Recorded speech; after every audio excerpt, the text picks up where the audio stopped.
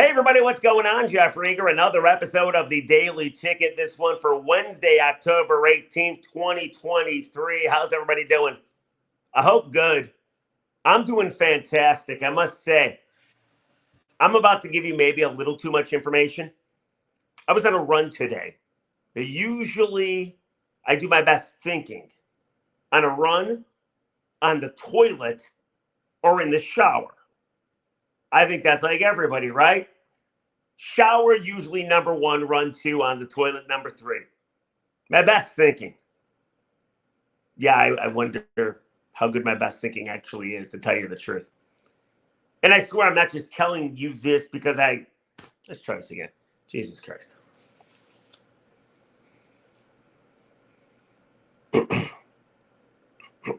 Three, two, and one.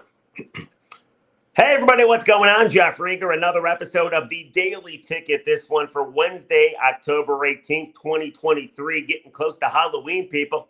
What's going on, everybody? Hopefully, everybody's having a great day. It's hump day. I still have this freaky doll right next to me. I got to get this thing out of the way. Kind of freaks me out as we grow closer to Halloween. But I'm about to give you probably too much information, and I apologize in advance. But I was on a run yesterday, and usually I do my best thinking when I'm on a run, in the shower, or on the toilet. I think like every guy, maybe every person, we're all the same, right? I do my best thinking in those three spots.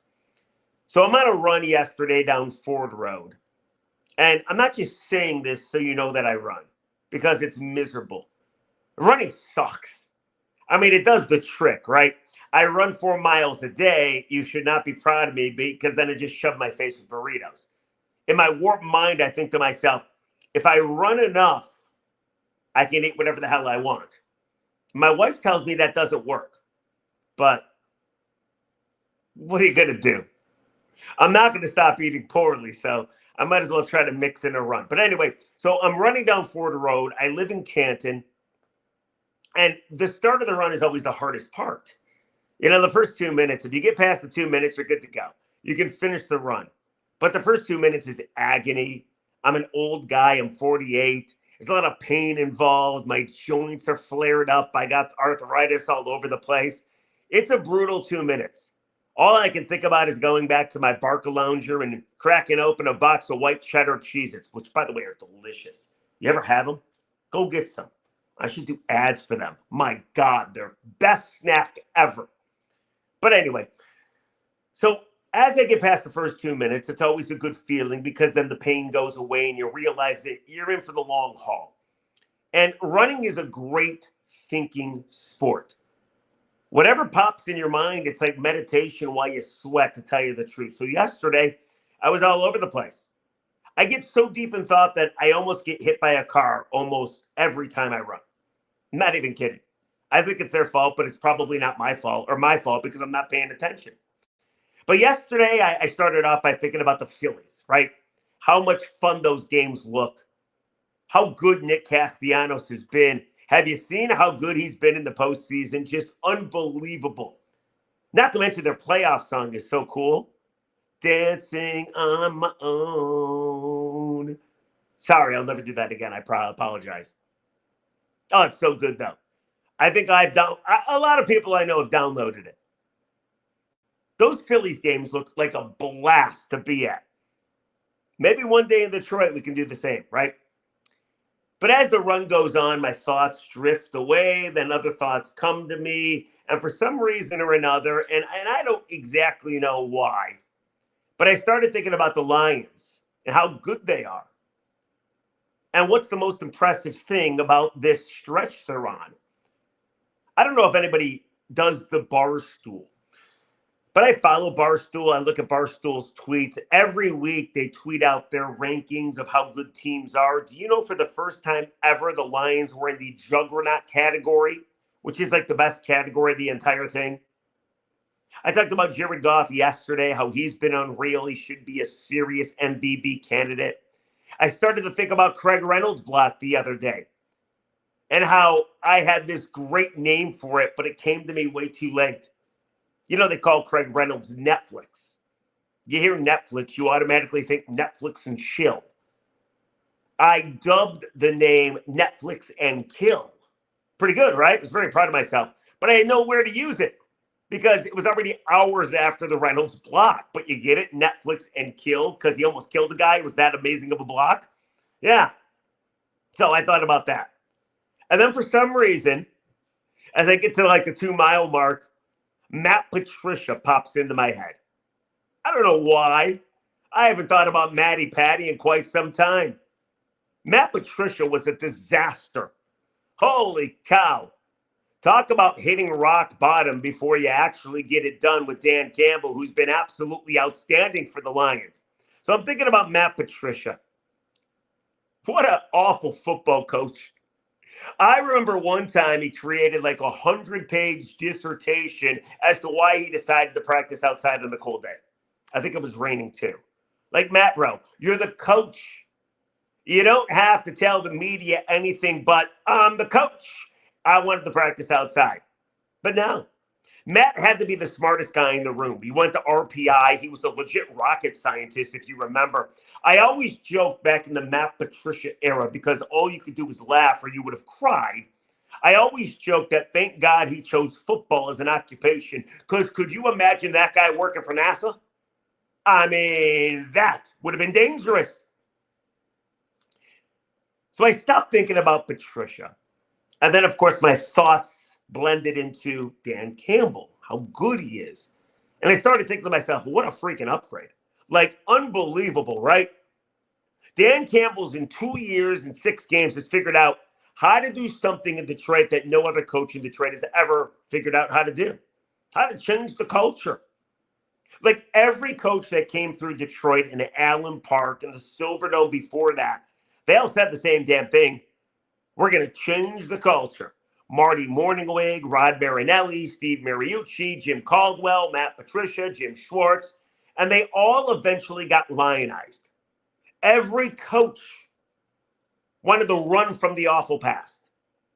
Nobody wanted to talk about SOL or the failure of the coaches that came before them. No. These coaches were too smart for that. They all failed.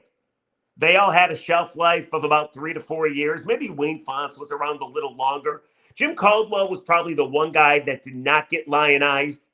And at the time, you should not have fired him because he was 9-7. And that decision, of course, gets magnified and becomes worse because Matt Patricia and Bob Quinn took over. Quinn fired him and hired his boy Patricia. Worst decision ever. Then Sheila Ford took over. And she made the best decision ever. She gave Bob and Matt way too long. Way too long. Remember, she gave them the extra year, and they were fired at Thanksgiving in that extra year. And then she decided for my next GM and for my next head coach, I'm going to do a complete 180. Those guys were jerks. I'm going to hire not a jerk. Those guys were private. I'm going to hire somebody that's transparent. And somehow, some way, she hired Dan Campbell before the GM and Brad Holmes. Do you remember this? And I got to be honest, everybody was skeptical. I was skeptical. You hire a guy that had no coordinator experience in Dan Campbell.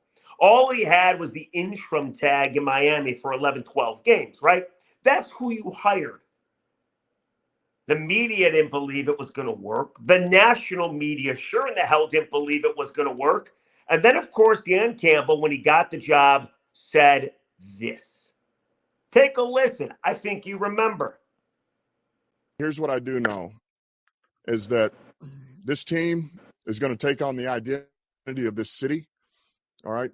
And this city's been down, and it found a way to get up, all right? It's found a way to overcome adversity, all right? And so this team's going to be built on we're going to kick you in the teeth, all right? And when you punch us back, we're going to smile at you. And when you knock us down, we're going to get up. And on the way up, we're going to bite a kneecap off, all right? And we're going to stand up. And then it's going to take 2 more shots to knock us down, all right? And on the way up, we're going to take your other kneecap, and we're going to get up. And then it's going to take 3 shots to get us down. And when we do, we're going to take another hunk out of you. Before long, we're going to be the last one standing. Here's what Okay, so when he said that, I too thought like, oh no, this is going to be a failure.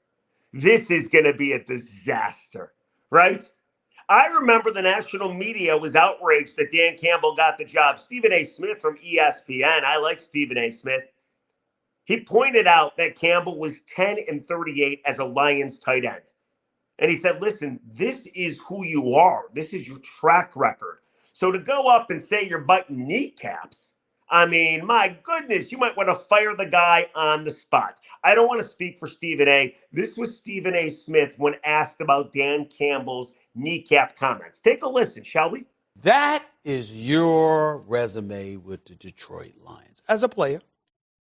And that is how you show up at the press conference? First of all, a legitimate argument could have been made. He should have been fined on the spot in this press conference. I mean, you're talking about biting kneecaps and stuff like that. Last time I checked, I mean, it's a metaphor. You can say it's a metaphor you want to. Hannibal Lecter. I'm taking it literally. Why should I? That's the most bizarre press conference I've ever seen. Why the hell should I? Not the most bizarre. We just talked about Adam Gase. I'm just saying, come on now. So I'm just looking at it and I'm like, damn. I mean, that's Bounty Gate kind of stuff right there. I mean, what the hell is going on here? So that was Stephen A. Smith. He said he would have fired him on the spot. And he wasn't alone. There was a lot of people that hated the idea of Dan Campbell getting the job, stopping to the podium, and acting like, what, a crazy jock? Nobody liked it.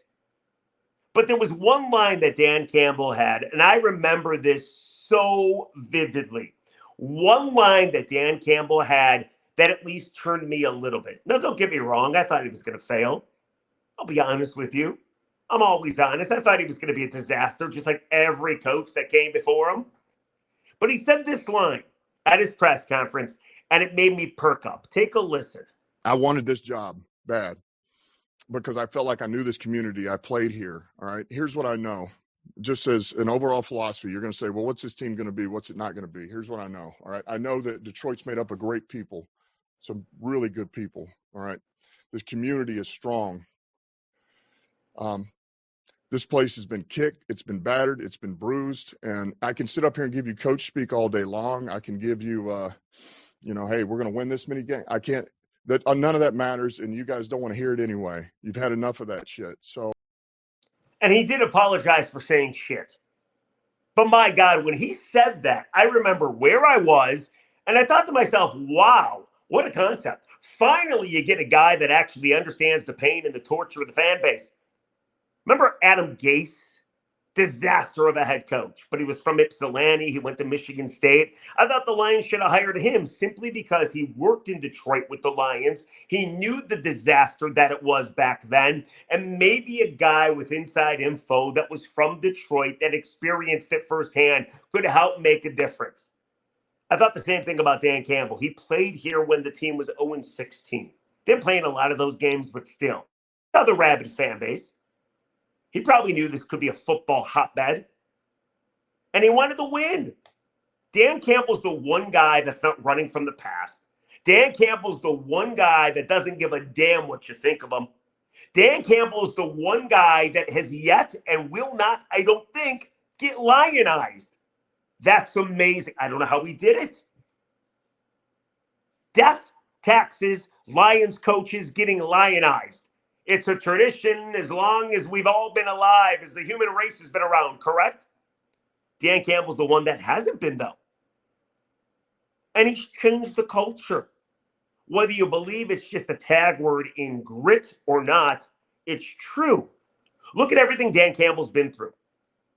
He's done the unthinkable. He's done what every other coach said they were going to do. Start with the firings. When Dan Campbell got the job, he put Anthony Lynn as his OC. Anthony Lynn and Dan Campbell worked together with the Cowboys. Lynn was a coach. At the time, Campbell was a tight end. Lynn was the running back coach. They became friends. Lions started 0-8.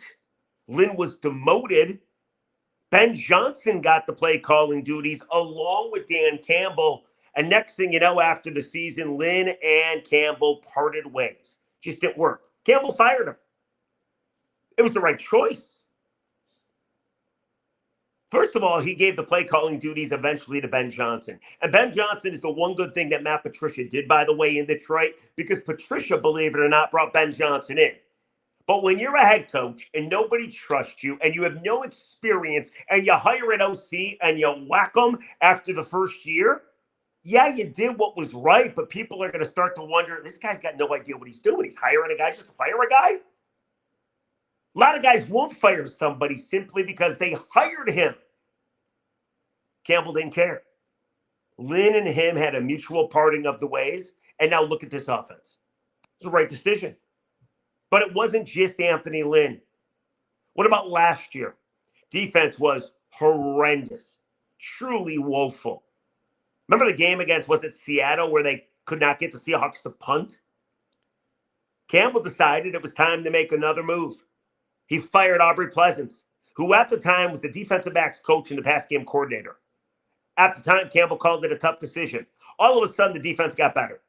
They stopped the run, with the exception of that one game in Carolina on Christmas Eve. Again, right call. Dan Campbell made it, did what had to be done. But he fired 2 coaches in 2 years, and he's never coached before. You had to be thinking to yourself, this guy's a disaster. This guy's not going to work out. But it has worked out. Look at this team. Take it a step further. How many coaching and time management mistakes did Dan Campbell make already? So many that people said, oh, he's learning on the job. That's unacceptable for an NFL head coach to learn on the job. There was the bad call last year in Minnesota, cost them the game. Sent this kicker out for a field goal he couldn't make.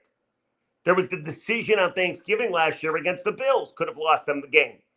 What about 2 years ago, trying to win their first game? They were 0-for. Justin Tucker ends up kicking a 66-yarder. Before that, he called a timeout.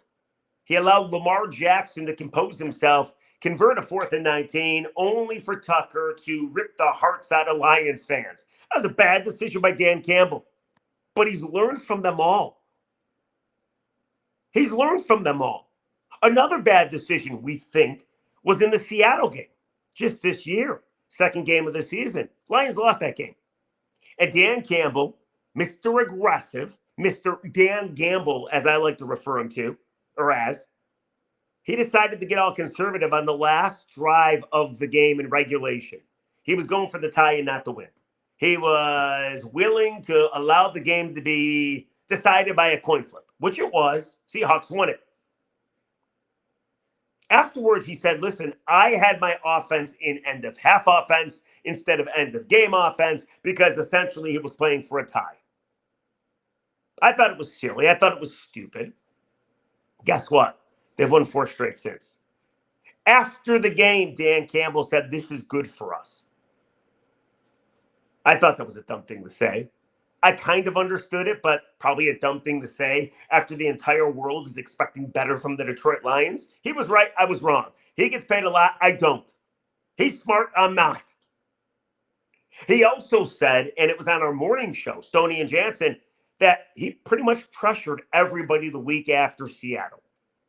Put a little extra pressure on his coaches and his players. 4-game winning streak after that. The Atlanta game, they won 20-6. And they've been awesome ever since. Dan Campbell stuck with Aaron Glenn last year, his buddy, when the defense was looking atrocious. Could have fired him. Maybe some people think they should have fired him. Stuck with him. Now the Detroit Lions defense is number 4 in the NFL. 4. Everything Dan Campbell does has worked.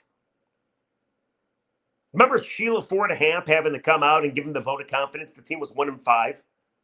Sheila Ford surprised the media in the practice facility. Said, listen, this guy's going to work out. He's our guy. I'm not making a change here. Lions lost the next game. After that, they went 8-2 in their last 10. Dan Campbell's changed the culture. Look at how he handled Isaiah Buggs this year. Buggs was cryptic on social media before the season started. Nobody knew what he was talking about. Media goes to practice. Buggs is like, I'm benched. Dan Campbell didn't make a big deal about it. Buggs and Campbell understood that Buggs had to apparently play better, play harder. He did. And he made a massive play Sunday when he deflected a Baker Mayfield pass. And if he didn't, by the way, Will Harris ended up intercepting it. But if he didn't deflect it, talking about bugs, Mike Evans was wide open like 90 yards down the field. It could have been a 7-0 Bucks game instead of a 3-0 Lions game. Another good move by Dan Campbell. But the best move, I think, by Campbell, the one that really resonated with me, was what he said to Peter King. Do you remember Peter King and SOL? Here's what he said. It was the Kentucky Derby in the summer. Rich Strike, who was like a huge underdog, ended up winning the Derby. Dan Campbell said this about Rich Strike when asked by Peter King. I just think it's kind of, he said, I just think I got guys like Rich Strike. Every time we hear SOL, same old Lions and all that stuff, I think it fuels our fire. We love it. I think that's how we all feel. That's how we all talk. That's how we all think. There's nothing fake about it. I believe him. I love that he acknowledged SOL. No coach ever before Dan Campbell ever acknowledged SOL. I asked a bunch of them about it. I've asked Ron Marinelli about it. I asked Jim Caldwell about it. I asked a lot of coaches about SOL. Nobody wants to talk about the past. That's not my past. That's their past. Dan Campbell said, screw it. I use it as a recruiting tool. Why wouldn't you want to come here and kill SOL? And they're doing a good job of it. If SOL ain't dead, it's on life support. Think about that. Nobody ever thought SOL would go away, die, get murdered. Campbell's decapitated the thing. Again, I don't know if SOL is a guy or girl, so forgive me. But you get my drift.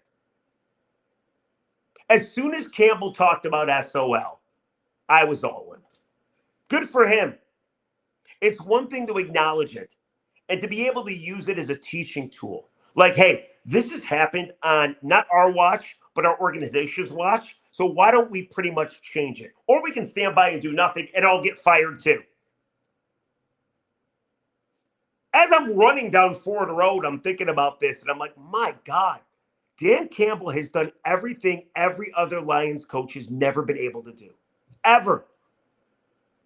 It's pretty damn impressive. Dan Campbell clawed his team out of a 1-6 start. 1-6, you're dead in the NFL. They had a chance to make the playoffs. So this podcast is dedicated to Dan Campbell. The one guy who did the unthinkable. He changed the culture. 4 letters, grit. Dan Campbell was part of an 0-16 team. He knew the importance of this team to the city and the fan base. And now look at the fans, making every road venue home field advantage for the Lions. It's like a dream. This is like a movie. It's like one of those movies on Netflix where everything's really, really bad. And next thing you know, everybody's happy and everything ends up perfectly. It doesn't happen without Dan Campbell. Now, Sheila Ford-Hamp deserves a lot of credit. Brad Holmes deserves a lot of credit. Chris Spielman deserves a lot of credit. The list goes on and on and on and on. But my goodness, I was just thinking about Campbell running today. The things that he's already done. Just the fact that he's not fired after 3 years is pretty remarkable, considering other coaches and their plight. But they're winning. They're one of the best teams in all the game. And it's because of that guy. Now, other people get a ton of credit too. But how about that? Not that you wanted to know what I think about on my runs or in the bathroom on the toilet, but I thought it was pertinent on a Wednesday to tell you. So I want to know from you, what is the most impressive thing about this Lions 5-1 start? Let me know. Comment section below. While you're at it, if you'd be so kind, could you rate and review and download the Daily Ticket wherever it is that you get your podcast? Should we get to the comments? Cool. Let's do it. Every podcast, I read a good comment and a bad comment. Yesterday's podcast was about Jared Goff. His MVP odds aren't great. They're plus 2,000 or plus 1,800, depending on where you look. I said that's ridiculous. Jared Goff, in my opinion, should be the front runner for the MVP. People responded. Let me read a couple, shall we? Dewan8110 said, Goff won't win MVP, but that's only makes it sweeter when he wins Super Bowl MVP. I know he was the guy ever since his first game as a Lion against the 49ers, almost led us to a beautiful comeback. How about that? I didn't know he was the guy, but DeJuan knew he was the guy. Here's another one. Jack Go Blue says Goff should be the NFL MVP. He's that damn good at quarterback. And then I got one more for you. Purdy threw a pick versus Cleveland. That's from Lions All Day. Well, I mean, Goff has thrown 3, including a pick 6. So what are you going to do? But he's been that good. And I agree with everybody. He should be the front runner for MVP because who's been better at the quarterback spot? And we know a wide receiver isn't winning it, even though Tyreek Hill's been playing out of his mind. Here's the bad comment. This one comes from Rachel, a woman. Usually women are kind of nice to me. Maybe they feel bad for me. This one says the following. Rieger, work on your hair, please. It looks greasy. It looks disgusting. The light shines it. And sometimes you look bald. Other times it just looks really greasy. Can you do something about that? I don't understand why so many people comment on my hair. Like my wife actually just walked down here. Elson, do you want to walk in this podcast very quickly? No? Can you comment? I don't know if you guys can hear her. What do you think of my hair, honey? Yell your answer. It's whatever. I don't really think about it at all. She doesn't think about it at all, she says. People are very mean to me about my hair. I don't know why. Anyway, thank you, Rachel. I appreciate the nice bad comment. That is the Daily Podcast for today, Wednesday, October 18th. We'll catch you tomorrow on a Thursday. Might be a special Sidney Crosby versus the Red Wings edition. We'll see how the Wings do later on tonight. It's been fun, everybody. We'll catch you tomorrow. The Daily The Daily Ticket. Please download, rate, and review wherever you get your podcast. We'll catch you tomorrow.